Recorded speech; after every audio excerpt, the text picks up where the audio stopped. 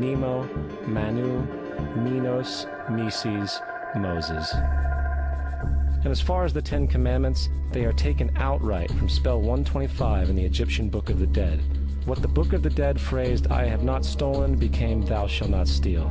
"I have not killed," became "thou shalt not kill."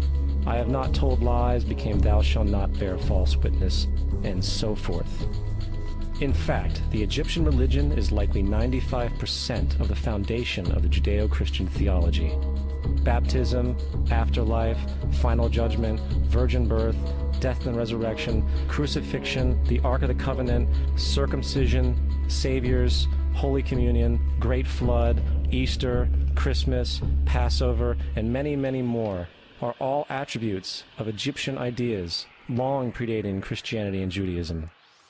Justin Martyr, one of the first Christian historians and defenders, wrote, "When we say that he, Jesus Christ, our teacher, was produced without sexual union, was crucified and died and rose again and ascended into heaven, we propound nothing different from what you believe regarding those who you esteem sons of Jupiter."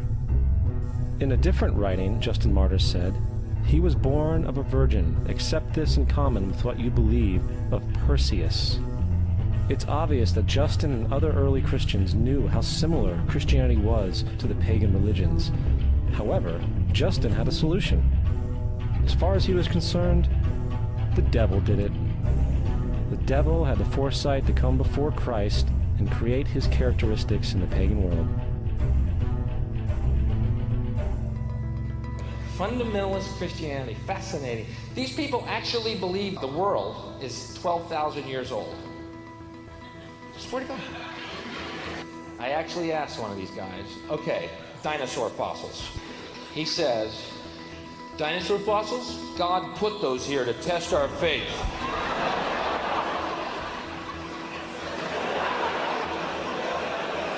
I think God put you here to test my faith, dude.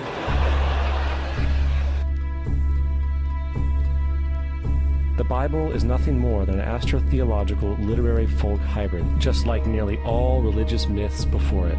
In fact, the aspect of transference of one character's attributes to a new character can be found within the book itself.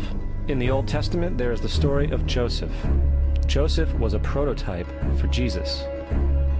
Joseph was born of a miracle birth. Jesus was born of a miracle birth. Joseph had 12 brothers. Jesus had 12 disciples. Joseph was sold for 20 pieces of silver. Jesus was sold for 30 pieces of silver. Brother Judah suggests the sale of Joseph.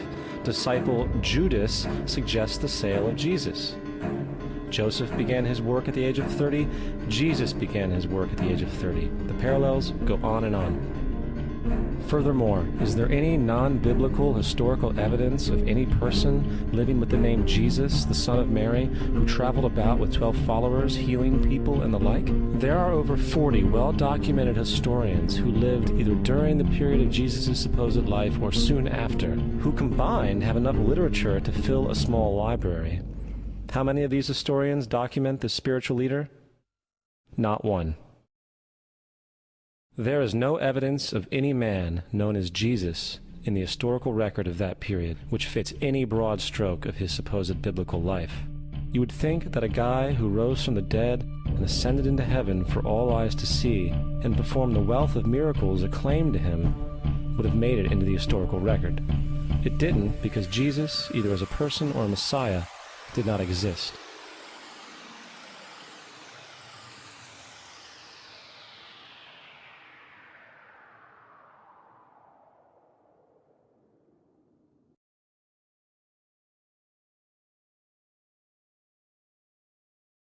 We don't want to be unkind, but we want to be factual.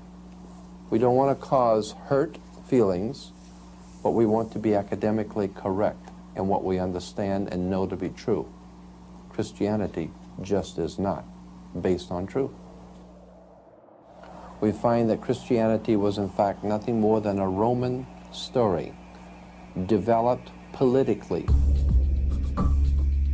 The reality is, Jesus was the solar deity of the Gnostic Christian sect, and like all other pagan gods, he was a mythical figure. It was the political establishment that sought to historize the Jesus figure for social control. By 325 AD in Rome, Emperor Constantine convened the Council of Nicaea.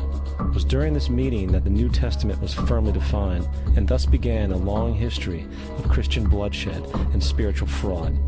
And for the next 1600 years, the Vatican maintained a political stranglehold on all of Europe, leading to such joyous periods as the Dark Ages, along with enlightening events such as the Crusades and the Inquisition.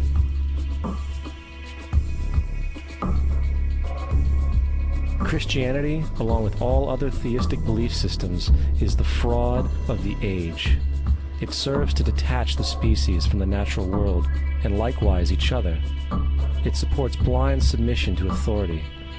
It reduces human responsibility to the effect that God controls everything, and in turn awful crimes can be justified in the name of a divine pursuit.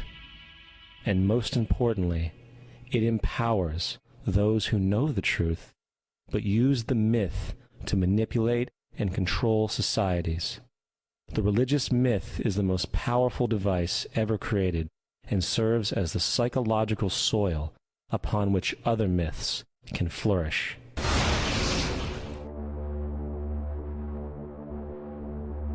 A myth is an idea that, while widely believed, is false. In a deeper sense, in the religious sense, a myth serves as an orienting and mobilizing story for a people. The focus is not on the story's relation to reality, but on its function. A story cannot function unless it is believed to be true in the community or the nation. It is not a matter of debate. If some people have the bad taste to raise the question of the truth of the sacred story, the keepers of the faith do not enter into debate with them. They ignore them or denounce them as blasphemers. It is wrong, blasphemous, and sinful for you to suggest, imply, or help other people come to the conclusion that the U.S. government killed 3,000 of its own citizens.